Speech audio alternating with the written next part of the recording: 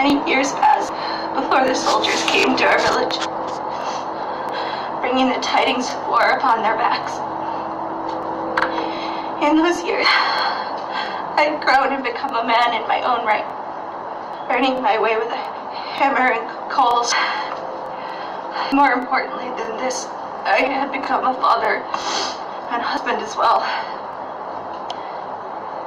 She was a gypsy girl, one who had visited this place many times with her people as they roamed about the wild places, seeking whatever it is that gypsies seek.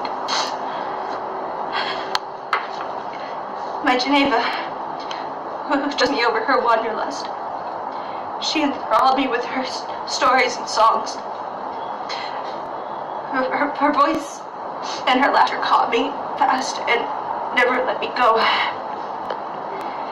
It was before the birth of her daughter Cassandra that she told me the fairy tale of Der Konig and the circle of stones deep within the Black Forest. These were truths that her gypsy kin swore by, as they were far traveled and had seen many things. She paled then, as I told her the story of my own dark childhood.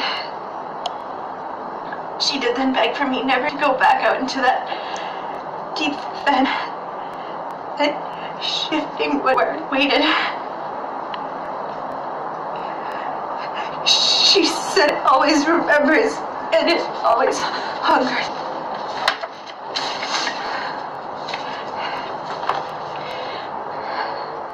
I consoled her as best I could in my shaken state of mind. Geneva seemed to know a great deal about this faceless being, and she feared it even more than I.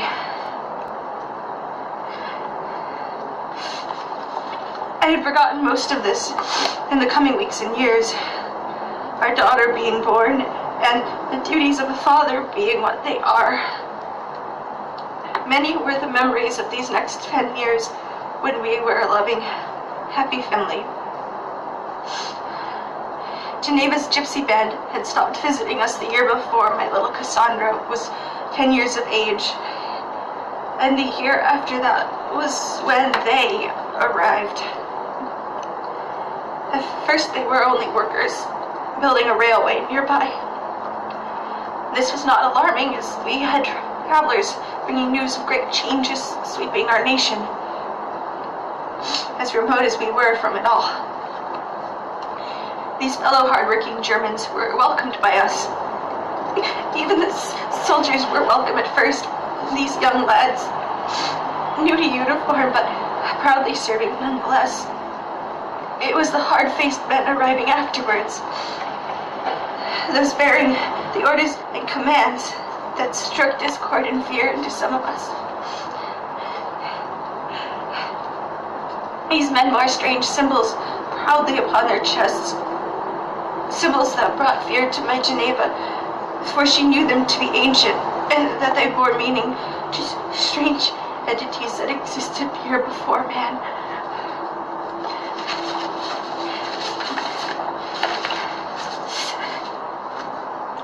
We bore these things as best we could, being simple people.